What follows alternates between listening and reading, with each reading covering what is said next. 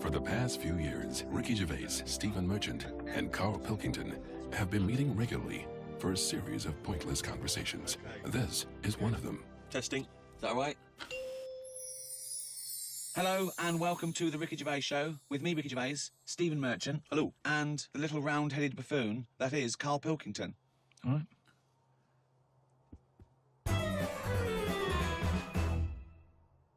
I think it's probably best, Rick, if we return to the very beginning of time, the dawn of man, because, of course, even in primitive, prehistoric ages, medicine was practiced in some ways, from the research people have done, cave paintings and the like.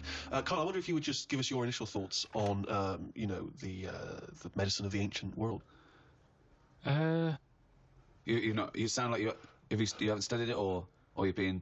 You're being modest. You're being modest? I've never really thought about it. I know that Tutankhamun, he died of having a knee injury, so they didn't have that much medicine knocking about back then. Right, where do you get this information from? It sounds vague. He came off a chariot. They're dangerous things. He came off a chariot? Honestly, you're going to make yourself look daft here, because that's what happened. Imagine that. In a room with Karl Pilkington, we make ourselves look daft. That would be incredible.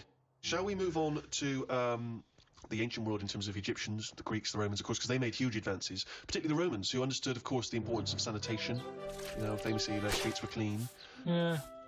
Don't you think that if we hadn't have cleaned up as much, that, I don't know, we'd be stronger? What? Well, I know what you mean. Yeah, they say let your kids eat dirt. Yeah, of course, but that's exactly what immunisation is, giving you a bit. Yeah, but it's gone mental now. Whenever a baby's born, he's drugged out of his eyeballs. Someone's got a week old. They're giving all sorts of shots. Like what? Loads of stuff for whooping cough. Yeah, you don't want Tutankhamun could have died of whooping cough. No, but did you give it loads of stuff? And now it's like, I don't know, it's making us weak. There's this big thing, you know, like the superbug, where people took half the course of antibiotics. It was almost like an immunisation to the bacteria and virus against the antibiotics. That's what I mean. So yeah, we need some germs, as you'd call them. But there are some that we have eradicated. I mean, I think it was in our lifetime that they eradicated smallpox from the world. There are rumours, of course, that both Russia and America still have the smallpox virus under lock and key, which they could theoretically breed and use in a chemical warfare situation. Well, there was a bit of a scandal a few years ago, I think 10 years ago, where in a university laboratory, someone came across a marked yoghurt pot in deep freeze that had smallpox in it. When you say it was marked, was it like someone's put their name on it because they don't want someone to eat their smallpox? No, I think they looked into it and it was the deep frozen smallpox virus. What I mean is, it's under lock and key or frozen at minus 200 degrees centigrade. Why? Under lock and key and all that. It's not good enough. Get rid of it. Why are they keeping a little tub of smallpox knocking about? Well, are they not meant to be? Well, that's a lesson. What's he doing there in the first place? To me, that's like in James Bond, where they don't kill him when they have the chance. He's always that little thing of, let's play with danger, let's keep a bit. Yeah, well, it's probably... next to AIDS in the Chiora bottle. I don't understand why you'd store that. Well, there's probably a presumption, it's probably an overhang from the Cold War, where people were thinking, well, listen, what if Russia's still got some smallpox? We better hang on to some smallpox. It's just clutter, though, as well, isn't it? You see, we're obsessed. We're keeping stuff. And it's the same with germs. We can't even say, get rid of that. We won't be needing it. Smallpox. We'll keep it just in case. Get rid of it. We've got this obsession thing again. It's saving everything. You say that, but of course, famously Alexander Fleming discovered what may be the most important breakthrough of the 20th century, which was the first antibiotic, I think, in 1928.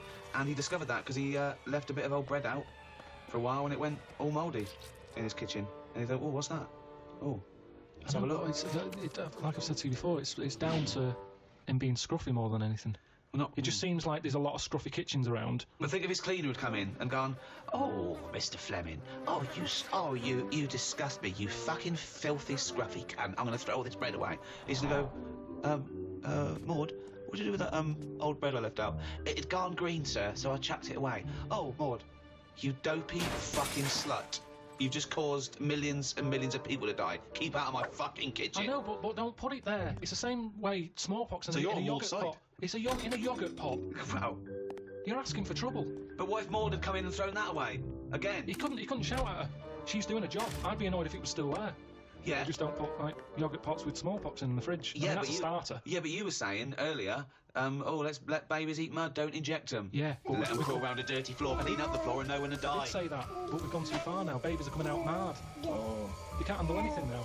Oh, he's got a runny nose. They're coming out all mardy. Get ill. Yeah, they get ill easy. Because they're not tough babies anymore. You're ending up with a load of weak people who need looking after all the time. That costs a lot of money. And they can't do anything. They're useless. Now, that doesn't happen in other nature. If a little weak bird is born, you see Bill Oddie saying that won't last. He says that won't last a week. And he's right. You watch it and he says, oh, that third baby that came out, he died. And what's your point, Carl? That modern medicine, which can help people live to the age of 75, 80, that it shouldn't be doing that? They should let people just die off? Well, here's something, right? The estate that I grew up on, there's a woman there. Yeah. Scruffy Sandra. I like her already. Oh, it's great. It's so descriptive. Now, she had no chance, even if she cleaned up her act. Yeah. She'd come in looking like Pretty Woman. She'd go, oh, Scruffy. No, What's the point? What is the point? So the thing is, she used to always get on these buses called dialer rides that were sort of like posh taxis. You could call for one, it'd come round to your house, and it would pick you up and you'd pay like 50p. But they would pick up a bunch of other people as well. Yeah, on the way. So it would take ages to get to where you go. That is. No, it's good though. It's kind of a bit of a day out. Old people used to love it because you'd get to see things. Right. And you'd hear a call coming in on the radio that, Scruffy Sandra's being picked up. Oh, God. And she'd always have loads of bin bags with her for some reason. Now, the thing is... Well, she sounds clean. No, she stunk. Well, she's taken out the bin bag, though. No, she wasn't homeless. No, she used to just didn't bath and that. She just stunk. But the weird thing is... Why do they call her Stinky Sandra? She never was ill. Right. People didn't sit next to her. Yeah. Because she stunk. Yeah. Now, because of that, anyone who might have had a bit of flu or a cold never sat next to Scruffy Sandra. Right. Because she stunk. But that was good. That was like a protection thing for her. Because she knew that because she stunk, no one wants to sit next to her, she wouldn't pick up the germ. Right. No, but this is quite... Your point is, in order to fend off illness, you have to not bathe. And so you stink. So you're saying that it wasn't that she built up an immunity, it was that she stank so much that flu wouldn't come near her. This is such a specific example. It's not applicable in any other scenario. There's always colds, there's always flu. It's whether your immunity is good or bad. That's interesting, isn't it, that more sort of colds are spread through shaking hands than people, just taking in the air. That's why some sort of germaphobes don't even shake hands anymore. Yeah, but that's going too far, because they're going to die of something. You can't be that paranoid. You've got to get on with your life. Loneliness. And it's good to feel ill, because when you feel better, you appreciate how good you feel. Doesn't make any sense at all. It's good to feel ill. Doesn't make any sense at all. No, it does afterwards. The other weekend, when I was ill, I don't know what was up with me, but I got something. Symptoms? Went to the toilet a lot, felt sick at the same time, got a sweat on, felt weak, had the shakes. Just a bug, yeah. Lasted probably about 24 hours. After that 24 hours, you go, oh, I feel good again. It's nice to feel good again. And it makes you appreciate how good you feel. Now, sometimes I don't know if I feel well. It doesn't make any sense at all either. What do you mean, sometimes you don't know whether you feel well? Because I've been in my body for years. Here he goes again. Yeah. Here he goes again. Now, the two minds. If there was some sort of kit that the doctor said, how are you feeling, Mr. Pilkington? And I go, oh, I think I feel all right. And they go, well, do you? I don't know. And they go, well, step into the machine, right? Get into the machine, and if he could somehow transfer my feeling into his body so I could feel how he feels, and then he can feel how I feel, and he'll go, oh, you're not well at all. Your heartbeat's irregular for a start. You're a maniac. This is... I don't know what's going on here. Because why don't you just accept that if you feel well, Because you don't know if you feel well. Hang on, let's get this machine built. Sorry, why are people bothering studying AIDS? We've got to get this machine built. Listen, this machine could do a lot of good if they could do it. Why? Because some people, you hear about people who go, oh, I think I've got a bit of wind. Before you know it, they drop down dead. Right? Because they didn't know. They just, well, didn't Mr. Jones have a sweat on, Mrs. Jones, before? Oh, yeah, he did, but he always had a sweat on. Well, didn't it bother him? No, he was used to it. It happened for years. Why didn't you come in? Oh, so, and what would the machine do again? The machine would make my doctor feel like me. So Mr. Jones went to the doctor and said, oh, I've got a sweat on, right? Right, so he'd go, well, I'll tell you what, get in the machine. So Mr. Jones gets in the machine. Yeah. The doctor hits the button. Mr. Jones gets into the doctor. The doctor goes, yeah, I've got a sweat on. I'm familiar with this because I had a fella in the other day with a similar thing. Take 3 of these. You are a mental case. I don't know what this is. Because why can't the doctor make that observation like a doctor does? Why can't the doctor, using his knowledge, observe the person with the sweat on? I tell you This is why. like a scene from Ghost. This is like Patrick Swayze. Listen, when my nerves were short... Are they not short already? Have they extended since then? Well, I just have to do stretches and just pull them about. Right. But when I had that, I'm not very good with words. Go on. So when I was going in saying, Doctor, my knee's aching, and he'd go, what sort of ache is it? I don't know. Yeah. I don't know. It's just an ache. Toothache. It's like a toothache in my leg. No, but it's different. It's a different ache. Now the thing Arse ache. is, It's like an arse ache. it's hard to explain an ache. So he'd have to feel the ache, and then he could make an assumption. Thank you. So he would presumably go through training, going in the machine, and they'd bring in various sick people, and he would experience and feel every single ailment. Great. Yeah, but over... Doctor, I'm gonna let you know now what a swift kick in the bollocks feels like, just in case you ever have to diagnose that. Oh, you God! I can't remember that one. Yeah, but... Doctor, now you're gonna feel a spike up the arse. It's all about... Oh, I can't remember that one. Okay. No, Doctor... couldn't I just wait until the man comes in with a spike up your arse? No, we got to tell you so you know But when I you reckon feel I it. could assess it if he's coming, he's got a spike up his arse. I'd be You've able got to to tell. experience everything before someone comes in and gets into your body like Ghost, and you'll know what it is. Hey, listen, let's not dismiss this idea out of hand, of course, because you'll famously remember, Rick, that Carl had the idea of a man who can grow backwards. So he's born as an old man, and when he dies, he's a young baby. And with all ideas comes something. Einstein said that. He said if an idea isn't... Go on, wait, just let him finish. We've got an Einstein quote here. Yeah. This is a historic day. Carl, sorry, what were you saying? What did Albert Einstein say? He just said something along the lines of... Well, no. Give us the quote. It doesn't matter about how he worded it. It's the point in hand. Well, I think it is. I think the quote. I think like all any sort of poetic content of anything is exactly how it's worded. So just what did Einstein say exactly? Well, he said something along the lines of... Go on. An idea. If an idea isn't daft... Oh, start again. No, come on, let's hear it. No, because he said if an idea isn't daft, it isn't worth thinking about. What? Say it again. If an idea isn't daft, it isn't worth thinking about. I can't imagine him saying No, daft. I can't. Well, it was something like that, though, meaning that every new idea seems a bit mental, Yeah, right? that's a good But point. then it leads to something. Well, I'm not sure that he... no, But I think if we were sat with Einstein now and you'd brought up the machine that allows doctors to feel, I don't think he'd be saying we should pursue that idea. There's some ideas that go that I think the Earth might be round. Who go, oh, it is flat. And then there's people who stand in doorways covered in crucifixes with tinfoil on their head, saying Jesus is in my cock. Yeah, but... Now he's a mentalist. Yes, but what I'm saying is, wouldn't you have said it was mental years ago when someone said, I'm going to make a machine so I can look inside your head? Years on, hello, get in the machine, we've got an MRI scanner.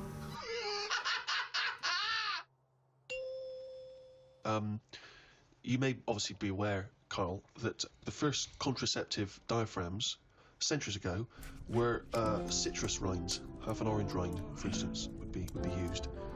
I mean, more selfish men turned them inside out. I believe that's also still being used in parts of Manchester. For what? An orange. Just think of your head. And it worked? Well, we don't know at this juncture. I mean, maybe...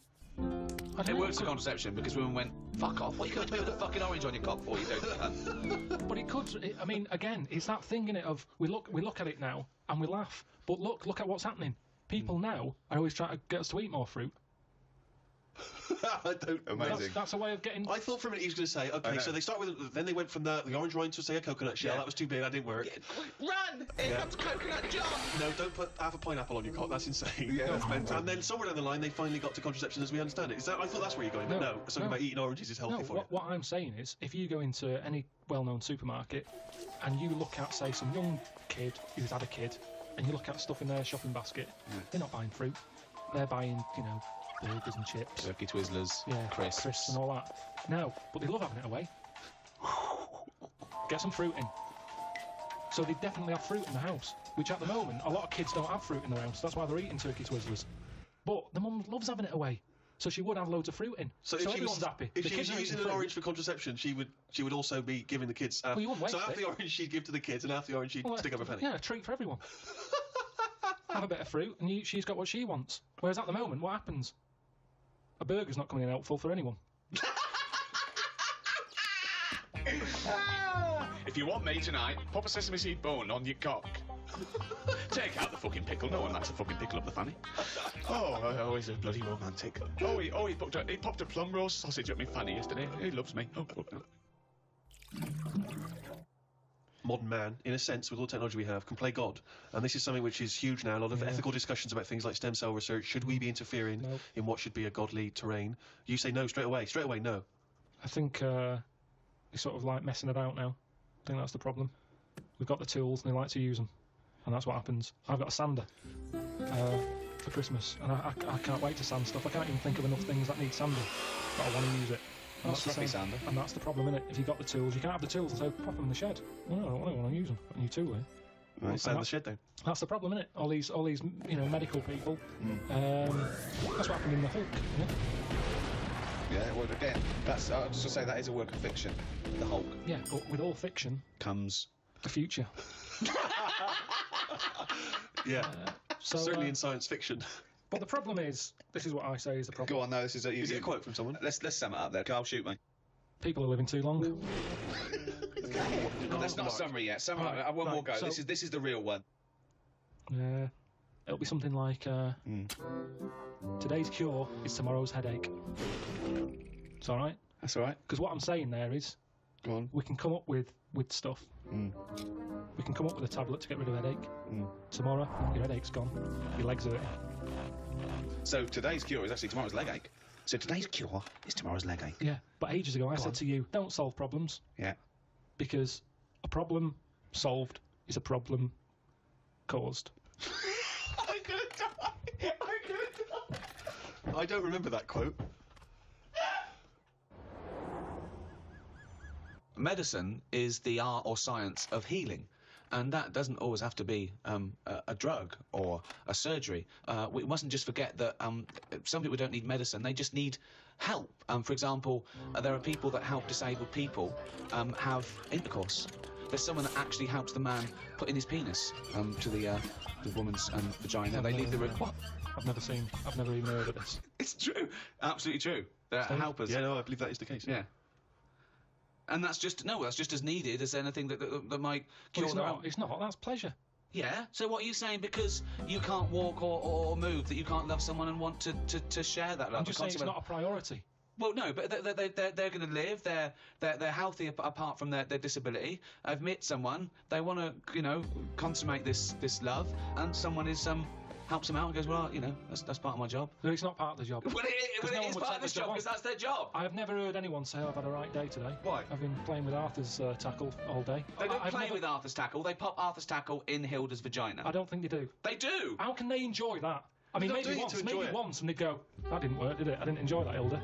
No. How can they enjoy it? The nurse stood there. They having to don't. do that? They help her in. She helps Arthur in, or he might be a male nurse. Pops Arthur in. Goes, okay, Arthur. I'll see you in a few minutes. Right. Goes outside. But what's the point, though, in that? Why? Because it's all about the mood and everything. He's just stuck onto like a stag beetle clinging onto a leaf. There's no enjoyment in that. Oh, the well-known stag beetle copulating with a leaf syndrome. No, but I'm That's just the saying... one in position in the Glove Secret. I'm No, just he saying, knows. I think it's a lovely act, and someone's willing to. Wouldn't you help someone Definitely in? not. No. What? Definitely So not. no. Look, says a guy goes. Oh, this is my wife. We're both say, well, I can't. Can you just pop me in, Carl? You're the only. You're the only person around. No, I don't think it's important But there are enough. people... What do you mean you don't think it's important enough? I'd be happy to go round, put the washing on for them, make the bed. Do you want a cup of tea? Yeah, I'd love one. There you go. Oh, just before you go, forget it. If they asked me to do that, I'd quit. And I don't think it happens because people It wouldn't does take it on happen. for a job. You It never does. hear about it on Comic Relief when they're raising money. They don't go, thanks to Midland Bank for this £100 that's going to go towards Arthur getting his end away. That's No. ridiculous. So you would rather them not have the pleasure of each other than just help them in. No, because they'd work out some way that they could do something for each other. I want to play the guitar. My fingers aren't long enough. I've knocked it on the head. It's the same thing. If you can't do it, don't do it. So you're telling me, right? Okay. Suppose there's a little fellow who's got no arms, no legs, right? Right? Little Bob. Okay. There he is. All right, Carl. Right. He's got a friend, another little fella with no arms and no legs. All right, Carl. Right. They love each other. Two little fellas. Two little dwarves with no arms and no legs. Okay. Lovely little fellas. They get married. Okay. Look, Carl, you can't put my penis up my boyfriend's bottom, can you? No, I can't. No. Why not? No, do you need anything else doing? No, I'm fine. Yeah, No, it's weird how you can manage everything else. Well, no. I'm here to help you. Everything else seems to be sorted. Well, just in the Why do chair. you need help in this department? Well, because he's over there and I'm here, and if you just pop me in and just No, leave I'm me not there. doing that. It's not good for you. You've lost your arms and legs. You'll be losing that soon if you carry on sticking it up there.